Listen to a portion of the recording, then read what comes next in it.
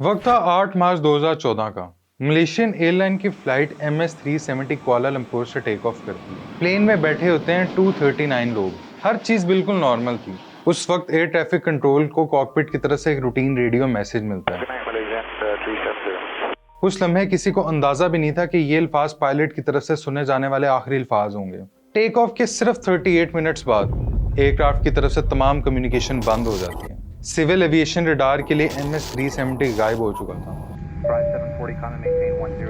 सबको लगा कि प्लेन अपने रूट पर साउथ चाइना सी में क्रैश हो गया है, लेकिन जब दिन गुजरते गए और समुद्र में कोई भी मलबा नहीं मिला तो इन्वेस्टिगेशन ने एक अनयूजुअल डिसीजन लिया। उन्होंने मलेशियन के मिलिट्री रडार रिकॉर्ड चेक किए। वो रडार जो नॉर्मल सिविलियन इन्वेस्टिगेशन का हिस्सा नहीं होते, और वहां जो दिखा उसने पूरी कहानी ही बदल दी। प्लेन क्रैश नहीं हुआ था। MS-370 ने एक शार्प यू टर्न लिया था। मिलिट्री रिकॉर्ड्स ने दिखाया कि यू टर्न लेने के बाद भी वो हवा में उड़ता रहा था, सिर्फ कुछ मिनट्स के लिए नहीं, कई घंटों तक के लिए। मतलब जब दुनिया समझ रही थी कि फ्लाइट क्रैश हो चुकी है, तो वो तब भी हवा के अंदर थी और उस फ्लाइट का आज तक किसी को पता नहीं चल सका। तो सवाल ये कि इस मॉडर्न टेक्नोलॉजी के बावजूद भी इस दौर में पूरा प्लेन कैसे गायब हो सकता है? क्या ये कोई एक्सीडेंट था? ये एविएशन हिस्ट्री का सबसे बड़ी हाईजैकिंग। और सबसे इंपॉर्टेंट सवाल, 11 साल बाद इन्वेस्टिगेशन अब किस नई डायरेक्शन में पहुंच चुकी है?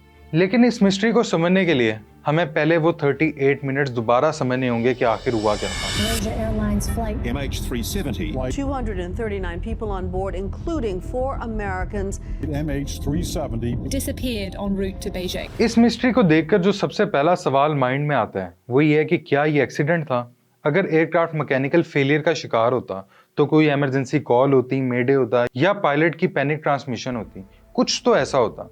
लेकिन यहाँ एक बहुत अजीब चीज थी। ये फ्लाइट कोई छोटा मोटा प्लेन नहीं था, ये बोइंग 777 था, एविएशन इंडस्ट्री का सबसे रिलायबल एयरक्राफ्ट। ये 11 साल पुराना है। यहाँ मैं आपको बताता चलूं कि एविएशन इंडस्ट्री में 11 साल कुछ ज्यादा नहीं होते। काफी मुल्कों में इंक्लूडिंग पाकिस्तान में तो इससे भी ज्यादा पुराने एयरक्राफ्ट ऑपरेट होते हैं। मतलब सरफेस लेवल पर देखा जाए तो मैकेनिकल फेलियर का केस बहुत वीक लगता है। इस एयरप्लेन के कॉकपिट में थे कैप्टन जहीर अहमद शाह, जिनका 18,000 फ्लाइट आवर्स का एक्सपीरियंस था, और उनके साथ बैठे में फर्स्ट ऑफिसर फारिक अब्दुल अमीन। ये बहुत ही यंग है लेकिन फुली क्वालिफाइड पायलट हैं। दोनों ने उस रात मिलकर ये रूटीन फ्लाइट ऑपरेट करनी थी। रात को तकरीबन 1 बजे के करीब फ्लाइट मलेशिया के एयर स्पेस से निकलकर वियतनाम कंट्रोल में एंटर होने वाली थी। इंटरनेशनल एविएशन में एक स्टैंडर्ड प्रोसीजर होता है कि जब एयरक्राफ्ट एक कंट्री से दूसरे कंट्री के अंदर एंटर होता है तो उसका एयर स्पेस कंट्रोल भी चेंज होता है, और इस प्रोसेस को हैंड ओवर कहते हैं। मलेशियन एयर ट्रैफिक कंट्रोल ने पायलट को इंस्ट्रक्शन दी। Malaysian 370, contact Ho Chi Minh 120.9.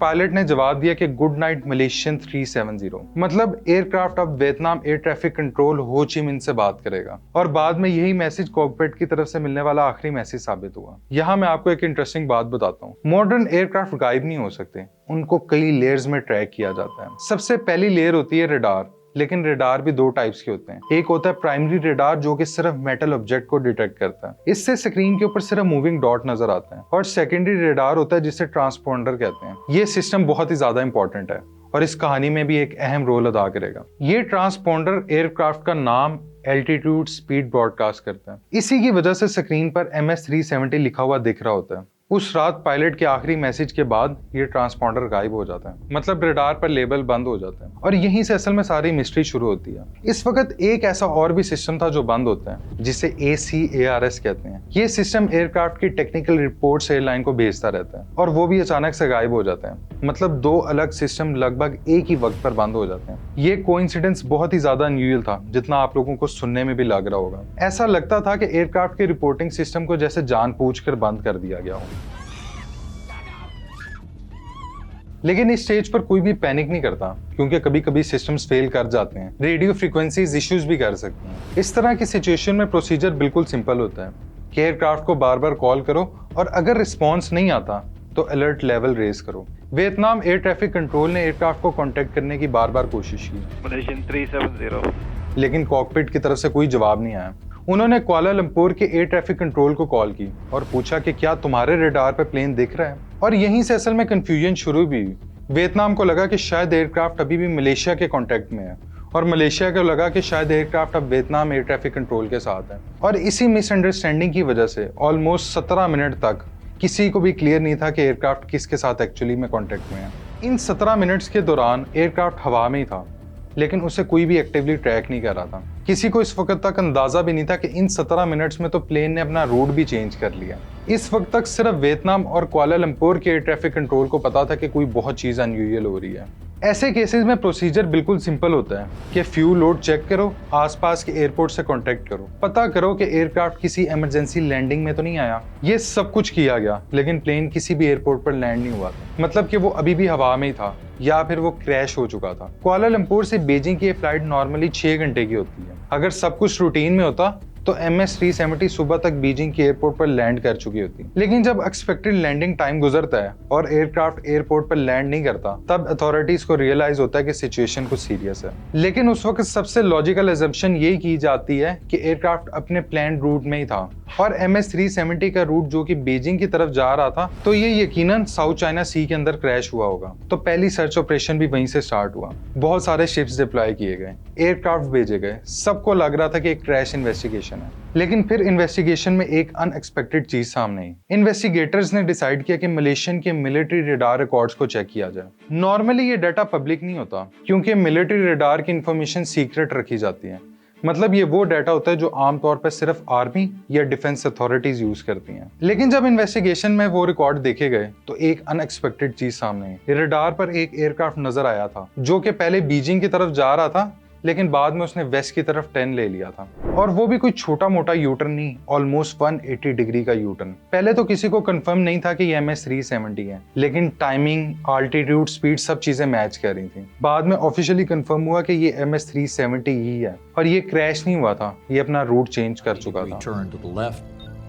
अगर यहाँ तक आपको वीडियो पसंद आ रही है तो इसको लाइक कीजिएगा, क्योंकि अब जो इन्वेस्टिगेशन सामने आने वाली है वो उससे भी ज्यादा शॉकिंग है। मिलिट्री रडार ने बाद में दिखाया कि एयरक्राफ्ट एक्चुअली मलेशिया की तरफ वापस आ रहा था। रडार डाटा के मुताबिक प्लेन मलक्का स्ट्रेट को क्रॉस करता है और फिर एब्डोमेन सी की तरफ मूव करने लग जाता है और फिर एक पॉइंट पर ये एयरक्राफ्ट भी रडार से गायब हो जाता है, क्योंकि मिलिट्री रडार की भी एक रेंज होती है। जब वो इस रेंज से बाहर हो जाता है तो उस रडार पर गायब हो जाता है। मतलब MS-370 एब्डोमेन सी के ऊपर से और आगे निकल चुका था और इस पॉइंट के बाद दुनिया का कोई रडार भी उसको ट्रैक नहीं कर रहा था। अगर आप मैप पर देखें तो एब्डोमेन सी के बाद जो एरिया स्टार्ट होता है वो इंडियन ओशियन का मैसिव रीजन है। हजारों किलोमीटर्स तक सिर्फ पानी ही पानी है। अगर एयरक्राफ्ट यहाँ पर क्रैश भी हो जाए तो उसे ढूंढना बहुत ही ज्यादा मुश्किल होता है। इस दौरान बीजिंग एयरपोर्ट पैसेंजर्स की फैमिलीज वाले अभी भी वेट कर रहे थे। शुरू में तो लोगों को लगा कि फ्लाइट बस डिले हो गई है। एयरपोर्ट वाले कभी टेक्निकल इशू का बहाना बनाते और कभी वेदर का बहाना करते, लेकिन आहिस्ता आहिस्ता न्यूज में आने लगा कि एयरक्राफ्ट से कांटेक्ट कंप्लीटली लॉस हो चुका है। News tonight, a Malaysia Airlines flight Malaysia Airlines flight MH370 disappeared en route to Beijing. और तब जाके लोगों को शक भी होने लगा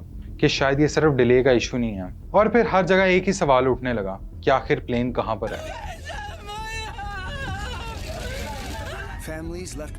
लेकिन सबसे ज्यादा डिस्टर्बिंग बात ये थी कि किसी को भी नहीं पता था कि प्लेन आखिर है कहाँ पर। घंटे दिनों में बदलने लगे थे। अब तक एयरक्राफ्ट को गायब हुए एक दिन से ज्यादा का वक्त हो चुका था, लेकिन प्लेन कहीं भी लोकेट नहीं हो पा रहा था। मीडिया कवरेज बढ़ने लगी थी। इंटरनेशनल न्यूज चैनल्स भी अब इस न्यूज को ब्रॉडकास्ट करने लगे थे। फैमिलीज में भी सवाल उठना शुरू हो गए थे। मलेशियन गवर्नमेंट पर प्रेशर बहुत ही ज्यादा बढ़ रहा था, लेकिन सर्च टीम्स या इन्वेस्टिगेटर्स को कोई भी क्लू नहीं मिल रहा था। इसलिए 10 से 12 मार्च के दौरान सर्च ऑपरेशंस को और भी ज्यादा एक्सपेंड कर दिया गया। अब मल्टीपल कंट्रीज अपने एयरक्राफ्ट और शिप्स को लेकर इस मिशन में उतर चुके थे, लेकिन फिर भी प्लेन ट्रेस नहीं हो पा रहा था। डिसअपीयरेंस के लगभग 4 से 5 दिन बाद इन्वेस्टिगेशन में एक ऐसा अनएक्सपेक्टेड क्लू सामने आता है जो कि पूरी इन्वेस्टिगेशन को बदल के रख देता है।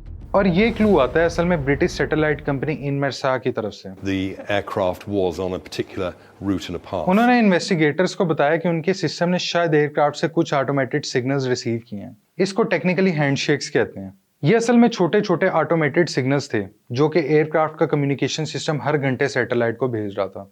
बस एक डिजिटल सिग्नल जो बस ये बात कंफर्म करता है कि लास्ट मिलिट्री रिकॉर्ड के बाद भी एयरक्राफ्ट हवा में था। लेकिन यहाँ पर एक बड़ी प्रॉब्लम थी। इस सिग्नल से एयरक्राफ्ट की एग्जैक्ट लोकेशन नहीं मिल रही थी। तब साइंटिस्ट ने एक इंटरेस्टिंग तरीका यूज किया। उन्होंने मेजर किया कि एयरक्राफ्ट से सैटेलाइट तक सिग्नल पहुंचने में कितना टाइम लग रहा है, और इस टाइम डिले की मदद से उन्होंने एस्टिमेट लगाया कि एयरक्राफ्ट एक सिग्नल से लेकर अगले सिग्नल तक कितना ट्रेवल कर चुका होगा। और जब उन्होंने ये कैलकुलेशन मैप पर प्लॉट की तो ये कोई एक लोकेशन नहीं थी, बल्कि अर्थ के मैप के ऊपर एक लंबी कर्व लाइन बन गई थी।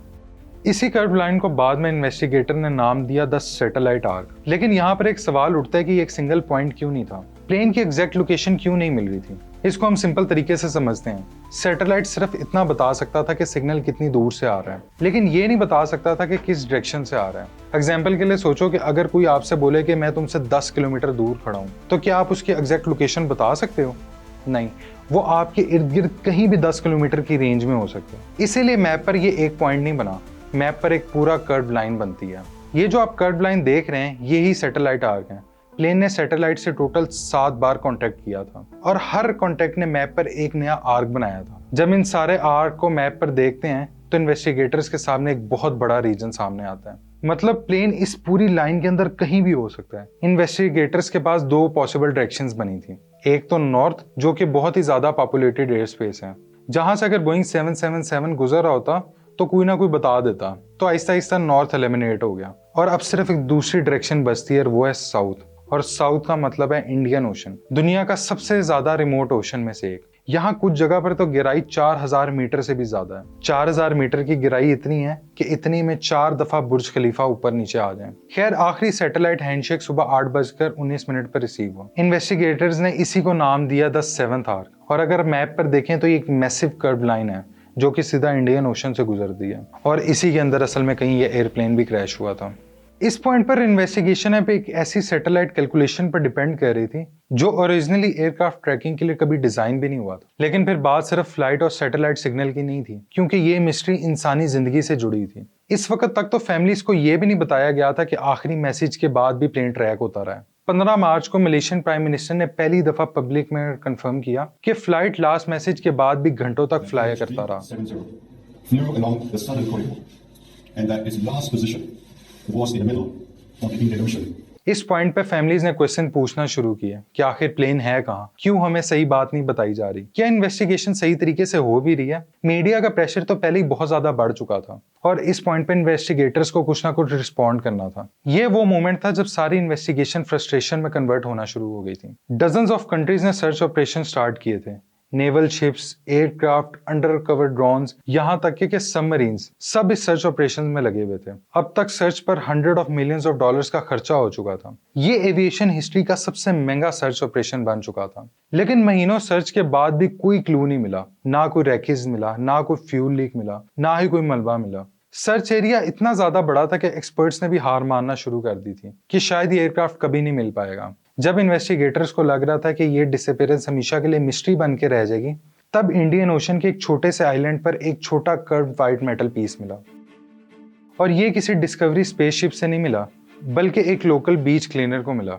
पीस बहुत ही ज्यादा अनयूजुअल लग रहा था। जब अथॉरिटीज को कंफर्म किया गया और जब एक्सपर्ट्स ने इसको एनालाइज किया तो कंफर्म किया गया कि ये बोइंग 777 का फ्लैपरॉन है और स्पेसिफिकली MS-370 का ही है। ये इतने सालों में पहला फिजिकल एविडेंस था जो इस बात को प्रूव कर रहा था कि एयरक्राफ्ट असल में क्रैश ही हुआ है। तो इस पॉइंट पर जितनी भी कॉन्स्पिरेसी थ्योरीज थी कि एलियंस ने इस एयरक्राफ्ट को खा लिया या कोई इस प्लेन को हाईजैक करके कहीं और ले गया, वो सारी कॉन्स्पिरेसी थ्योरीज यहाँ पर खत्म हो गई। और लकीली इस डेवलपमेंट के बाद एक और अनएक्सपेक्टेड डेवलपमेंट होती है। ओशन इन्फिनिटी नाम की एक प्राइवेट कंपनी एक बहुत ही अजीब ऑफर देती है मलेशियन गवर्नमेंट को। वो कहती है कि हम आपकी मदद करेंगे स्पेसशिप को ढूंढने में, और अगर हमें ये स्पेसशिप ना मिली तो हम इसका कोई भी चार्ज नहीं करेंगे, यानी नो फाइंड नो फी।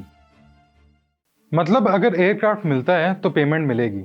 गवर्नमेंट तो अब तक ऑलरेडी $100s of millions खर्च कर चुकी थी, तो उसके लिए तो ये ऑफर बिल्कुल एक गोल्ड जैसा था। गवर्नमेंट के लिए तो ये डील बिल्कुल भी रिस्की नहीं थी, लेकिन रिस्की ओशन इन्फिनिटी के लिए थी, क्योंकि अगर उनको कुछ भी ना मिलता तो उनको $1 भी नहीं मिलना था। 2018 में खैर ओशन इन्फिनिटी ने अपनी ultra deep autonomous under water vehicles deploy की। उनको इंडियन ओशंस के उन हिस्सों में भेजा गया जहां से आज से पहले कभी भी डिटेल स्कैन नहीं हुए थे। उन व्हीकल्स की मदद से अंडर वाटर 3D स्कैन किए गए। ये कोई नॉर्मल सर्च नहीं थी, लेकिन महीनों की स्कैनिंग के बावजूद फिर से वही जवाब मिला कि कोई रैकेज नहीं मिला, कोई ब्लैक बॉक्स नहीं मिला और कोई वॉइस रिकॉर्डिंग भी नहीं मिली। फैमिलीज के लिए सब कुछ एक इमोशनल रोलर कोस्टर जैसा था। कभी उनको होप मिलती थी और कभी अनसर्टेनिटी। खैर जून 2018 में ये मिशन ऑफिशियली क्लोज कर दिया गया, क्योंकि किसी तरह का कोई क्लू नहीं मिल रहा था। लेकिन मीडिया का प्रेशर और फैमिली का प्रेशर पहले से ज्यादा बढ़ने लगा था।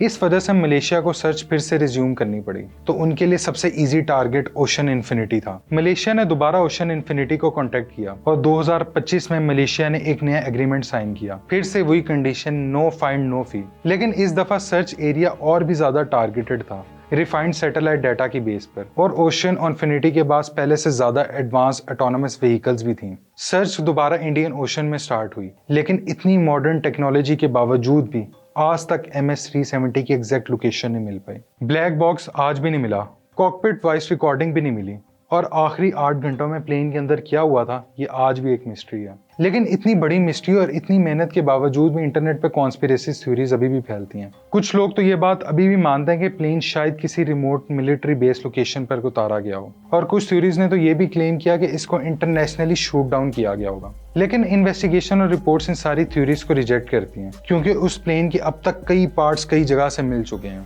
अब तक ऑफिशियल डाटा सिर्फ इतना बताता है कि एयरक्राफ्ट ने अपना रूट चेंज किया था और फिर वो इंडियन ओशन की तरफ फ्लाई करता रहा था। लेकिन जो चीज सबसे ज्यादा डिस्टर्ब करती है वो ये है कि इस मॉडर्न टेक्नोलॉजी के दौर में एक इतना बड़ा प्लेन कैसे गायब हो सकता है। अगर उस रात मिलिट्री रडार एक्टिव ना होता तो शायद आज भी हम साउथ चाइना सी के अंदर ही इसका मलबा ढूंढ रहे होते हैं, और जब तक हमें इसका ब्लैक बॉक्स नहीं मिलेगा ये कहानी कभी भी कंप्लीट नहीं हो सकती।